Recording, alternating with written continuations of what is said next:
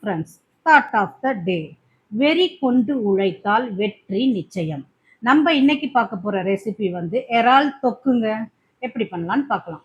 ஒரு கடாய் எடுத்துக்கோங்க, stove on பண்ணிக்கோங்க.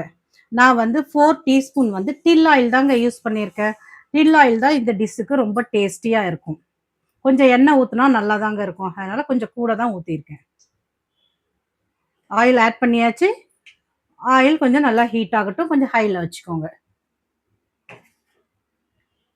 இப்போ நான் வந்து 3 பெரிய வெங்காயம் சின்ன சின்னதாக கட் பண்ணி வச்சுருக்கேன். 3 தக்காளி நல்லா சின்ன சின்னதாக கட் பண்ணி வச்சுருக்கேங்க.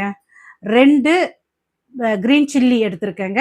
2 கொத்து கருவேப்பிலை, இஞ்சி பூண்டு பேஸ்ட்டு வந்து 1/2 டீஸ்பூன் எடுத்து வச்சுருக்கேன். சால்ட் பவுடரும் 1/2 டீஸ்பூன் எடுத்து வச்சுருக்கேன். இப்போ நம்ம எண்ணெய் காஞ்சிருச்சுங்க. ஆனியன் ஆட் பண்ணிக்கலாம்.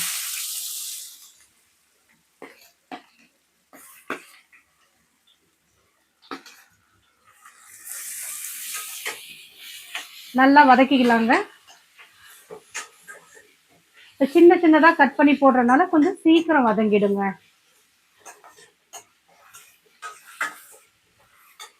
நல்லா வதக்கலாம். இது கூடயே நான் டொமேட்டோவும் ஆட் பண்ணிக்கிறேங்க. அதுவும் நல்லா பொடுசா கட் பண்ணி வச்சிருக்கேங்க.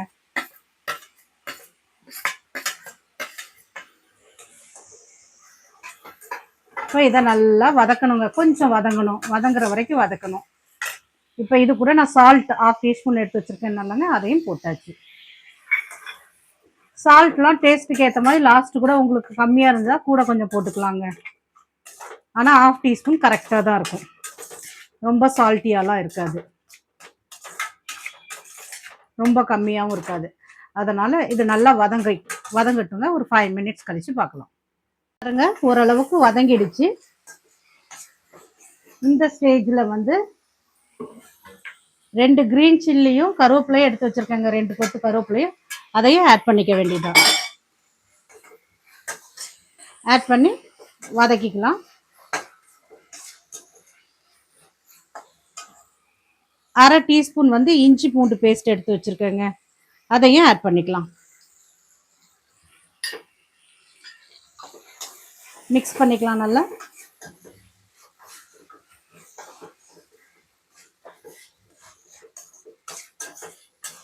மிக்ஸ் ஆயிடுச்சு பாருங்க.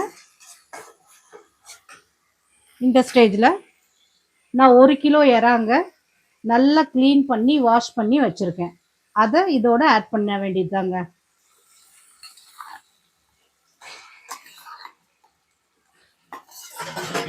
இறால கொஞ்சம் தண்ணி விடுங்க. இது தொக்குங்கிறதுக்காக நம்ம தண்ணி விட வேண்டாம். உங்களுக்கு கிரேவி பதத்துக்கு வேணும்னா நீங்கள் ஒரு 1/2 டம்ளர் தண்ணி ஆட் பண்ணிக்கலாம். ஆனால் நான் இன்னைக்கு தொக்கு பண்ணுறேங்க, அதனால் தண்ணி ஆட் பண்ணல. இதே தண்ணி, இறா ஆல்ரெடி தண்ணி விடும், அதே தண்ணியில் நான் குக் பண்ணி எடுத்துக்க போகிறேன். நல்லா மிக்ஸ் பண்ணி விட்டுக்கோங்க.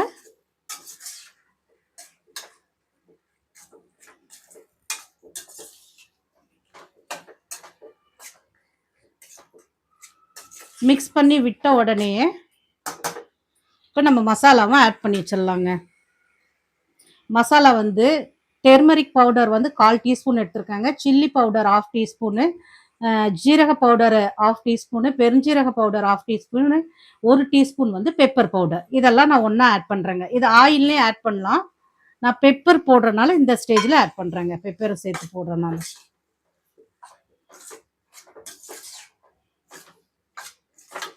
இப்போ நல்லா மிக்ஸ் பண்ணி விட்டுக்கோங்க.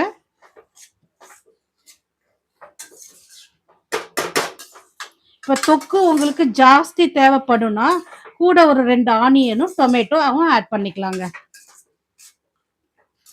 நான் ஆஃப்டர்நூன் மட்டும்தான் ரைஸுக்கு வச்சு சாப்பிட போகிறோம், அதனால் நான் இந்த அளவுக்கு ஆட் பண்ணியிருக்கேங்க. இது 1 ஸ்பூன் வச்சு சாப்பிட்டா கூட ரைஸோட சூப்பராக இருக்குங்க. இப்போ நல்லா மிக்ஸ் பண்ணி விட்டாச்சுங்க.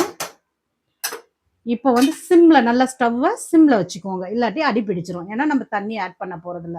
சிம்மில் வச்சுட்டு க்ளோஸ் பண்ணி ஒரு 5 மினிட்ஸ் குக் ஆனதும் பார்க்கலாம். 5 மினிட்ஸ் ஆயிடுச்சுங்க. ஓப்பன் பண்ணி பார்க்கலாம். கொஞ்சம் ஸ்டவ்வை நான் ஹையில் வைக்கிறேன்.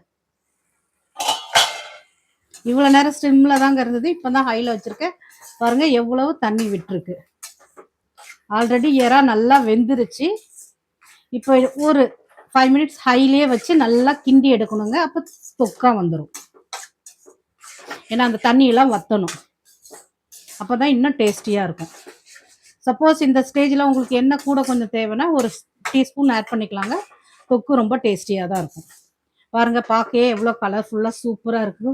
டேஸ்ட் நான் பண்ணிட்டேங்க. உப்பு காரம்லாம் எங்களுக்கு கரெக்டாக இருக்குது. உங்களுக்கு காரம் தேவைன்னா மட்டும் கொஞ்சம் மிளகாத்தூள் இல்லாட்டி பெப்பர் ஆட் பண்ணிக்கோங்க. சூப்பராக இருக்குங்க. நீங்களும் இது வீட்டில் எப்படி இருக்குது செஞ்சு பார்த்து எப்படி இருந்ததுன்னு கமெண்டில் கண்டிப்பாக மறக்காமல் சொல்லுங்கள். 5 மினிட்ஸாக இதை அப்படியே வதக்கிட்டு இருக்கேன். நல்லா சுருள வந்துருச்சுங்க. பார்க்க எவ்வளோ சூப்பராக இருக்குது பாருங்கள்.